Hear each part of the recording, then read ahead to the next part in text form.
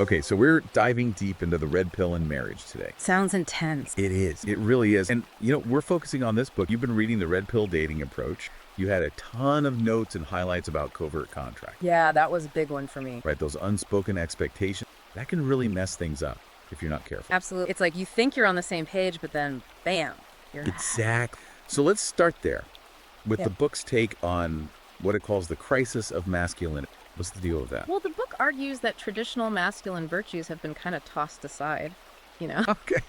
It talks about how cultural Marxism has played a role, like how men are portrayed in the media all weak and incompetent. Yeah, you see that everywhere, the man-child trope. Right, exactly. And it makes men unsure of their place, Okay. Especially in a marriage where the roles are all kind of blurry these days. I get that. Yeah. But isn't it a good thing that those roles are becoming more flexible? I mean, come on. Sure, the book acknowledges that. It's not about going back to the 1950s or something. But it does say that men still need a clear purpose within a marriage, even if it looks different than it did for our dad. Makes sense. So how does the book suggest men navigate all this? I see you highlighted a lot about self-reliance and discipline. Yeah, that's huge. The book says those are like the cornerstones of true masculinity. Feeling empowered. Okay, but how do you actually put that into practice? It gives some cool examples, like Warren Buffett and his approach to investing. Warren Buffett. What does he have to do with marriage? It's about the mindset. Yeah. Buffett's all about patience and discipline, waiting for the perfect opportunity, not just jumping into risky stuff. So you're saying guys should apply that to their relationship? Exactly. Think about it. Managing your money responsibly, setting boundaries at work so you can be present with your wife, choosing your words carefully during an argument. It's all connected. I'm starting to see it. That kind of discipline could bring a lot of stability. Exact stability for you and for the marriage. Okay, so we've got discipline. Now let's talk communication. Yeah. That's got to be key for figuring out those covert contracts, right? What does the book say about that?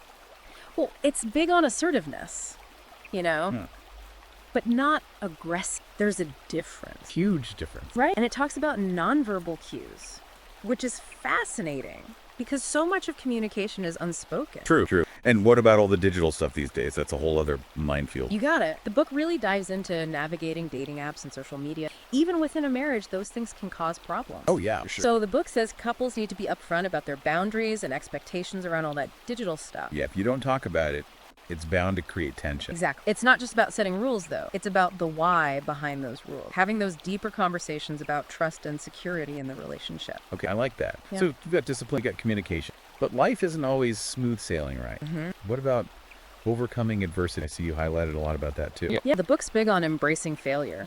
Seeing it as a stepping stone to success, like Elon Musk. He's had tons of setbacks with SpaceX and Tesla. But look at him now. Okay, but that's Elon Musk. Most of us aren't launching rockets into space. True, but the principle's the same. It's about the mindset. So how do you apply that to everyday life? Like if you have a financial crisis or a big fight with your spouse? It's about reframing those setbacks.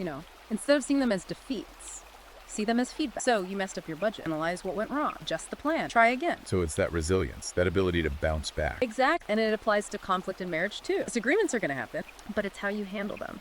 The book encourages couples to use those moments to understand each other better, not get stuck in blame and resentment. So you're saying turn those fights into opportunities to strengthen the relationship. Precisely. Now, this is all pretty intense stuff, right? All this self-improvement and challenge conquering. It is. And it's easy to get caught up in the doing and forget about living. Does the book address that at all? It does. It talks about work-life balance and the importance of self-care. Okay, because that's crucial. You can't pour from an empty cup. Exact. The book gives examples of super successful people who still prioritize the things they enjoy, even with crazy schedules. It's about finding that sweet spot between striving for more and actually enjoying the life you're building. Precisely. It's about creating a life that's both successful and sustainable. And fulfilling. Yes, and fulfilling. Which brings us to another big theme, physical fitness. Why does the book put so much emphasis on that? I mean, we all know exercise is good for you.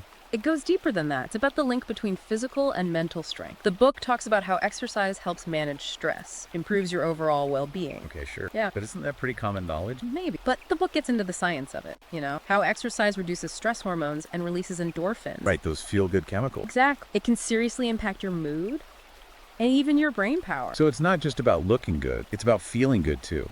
And when you feel good physically and mentally, you're better equipped to handle everything life throws at you. Including those relationship challenges. Exactly. It's all connected. I see that now. It's like this positive feedback loop. Taking care of your body strengthens your mind. Right. Which then strengthens your relationship. That's the idea. Okay, so we've covered a lot. Self-reliance, discipline, communication, resilience, work-life balance, physical fitness.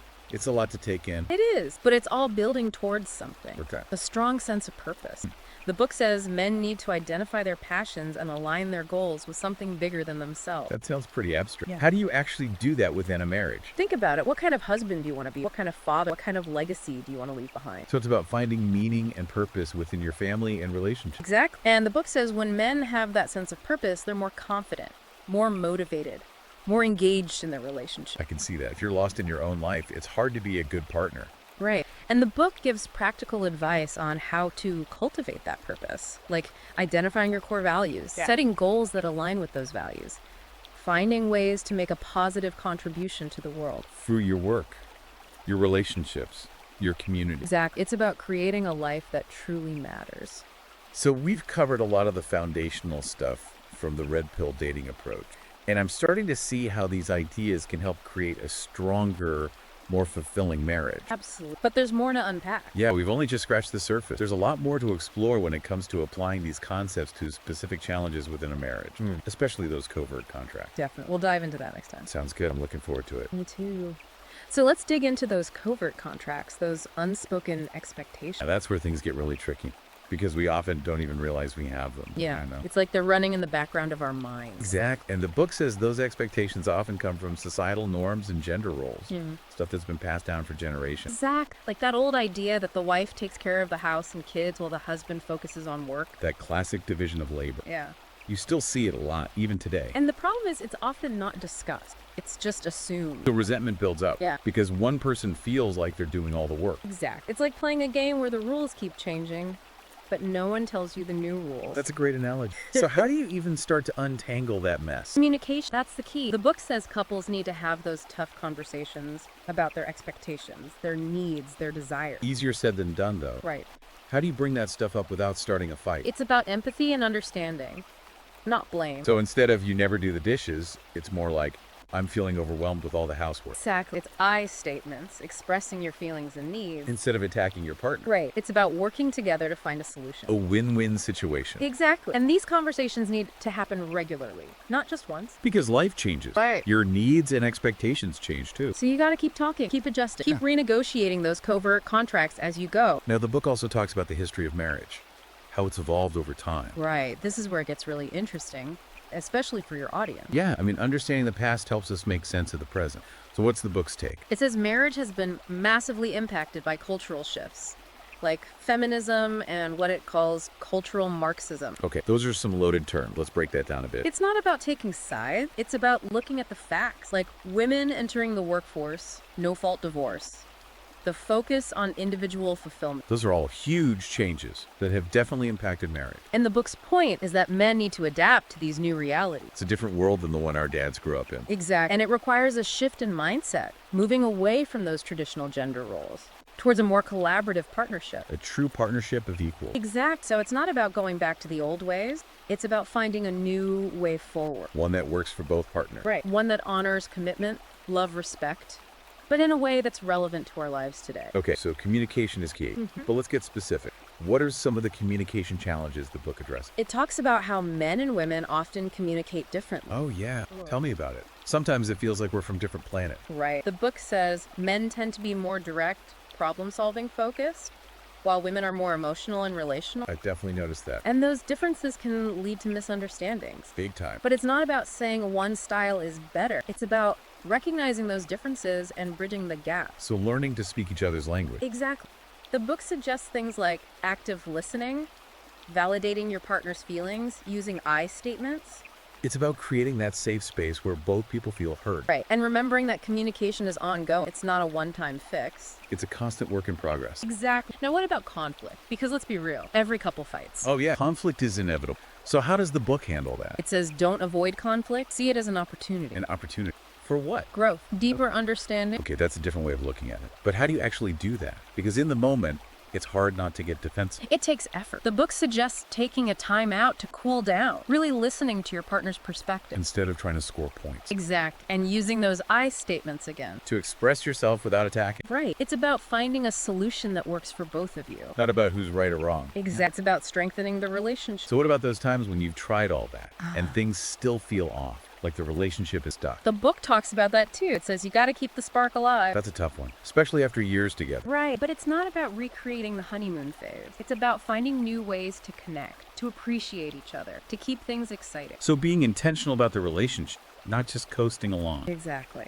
The book suggests date nights, new activities expressing appreciation, physical intimacy. It's about making the effort to keep that connection strong. Exactly, because a good relationship takes work, but it's so worth it. Okay, so we've covered a lot. Covert contracts, communication, conflict, attraction.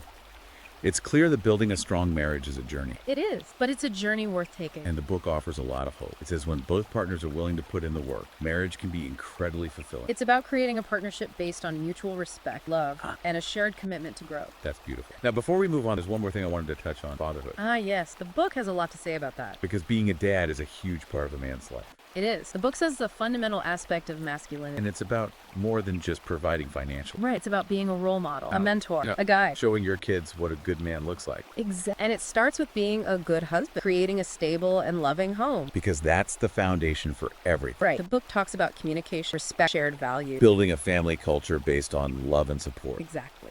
And it says when fathers are actively involved, it benefits everyone. Kids, dads, the whole family. Precisely. It's a win-win. So we've covered a lot today. And I feel like we're just scratching the surface of this book. Me too. There's so much more to explore. But for now, I think we've laid a good foundation. Definitely. We've covered some of the key principles and how they apply to building a strong and fulfilling marriage. And for anyone who wants to dive deeper, you can find the Red Pill Dating Approach on Amazon Kindle and Google Play Books. It's a must-read for any man who's serious about his relationship. Absolutely. And on that note, I think it's time to wrap up this part of our deep dive. Sounds good. Okay, so we talked about all this deep stuff. But something I think a lot of guys struggle with is confidence, Especially when it comes to dating and relationship. Does the book talk about that? Oh, yeah, for sure. It's got a whole section on building confidence. But how? Like, what's the approach? Is it all those cheesy affirmations? Nope, not even close. It's way more practical. It starts with understanding your own value. Like, what do you bring to the table? Okay, I see that. But how do you actually figure that out? The book says identify your strengths, your skills, your accomplishments, big and small. A personal inventory. Right. Exactly. It's not about bragging. It's about recognizing what you have to offer. So you're saying if you don't value yourself, no one else will. Exact. Self-worth is the foundation of true confidence. That comes from within. Right. And then the book talks about setting goals, pushing yourself outside your comfort zone, developing your social skills. So it's a combination of mindset and action. Exact. And it takes time. Confidence isn't built overnight. It's a process. It is. Now, here's something you might not expect. A whole chapter on style and grooming. Wait, what? Seriously? I thought this was a Red Pill book. It is, but it says taking care of your appearance is a form of self-respect. So it's not just about looking good. It's about feeling good. Right. And projecting confidence. Makes sense. So what kind of advice does it give? Everything. Developing your personal style, grooming tips, finding clothes that fit well. So looking sharp, basically. But it's deeper than that. It's about finding a style that feels authentic to you, that makes you feel good about yourself. I like that. Because when you feel good, you project that confidence. Right. You attract people. You get noticed. So it's all connected mindset, actions, appearance, like a whole package. Exact. And that's what this book is really about. It's not just about techniques and tactics. It's about developing a whole new way of being. A philosophy of life almost. Yeah, you could say that. And it's about applying that philosophy to your relationship. Building a strong marriage based on respect, shared values, and a commitment to growth. Exactly. It's about becoming the best version of yourself. And finding a partner who wants to do the same. Right. It's a journey, but it's worth it. Well, this has been a fascinating deep dive. I've learned a lot, and I think anyone listening can take something away from this. Definitely. This book is packed with insights. So if you want to learn more about the Red Pill dating approach, you can find it on Amazon Kindle and Google Play Books. It's a game changer, for sure. Thanks for joining me on this deep dive. It's been a pleasure. Likewise. Until next time.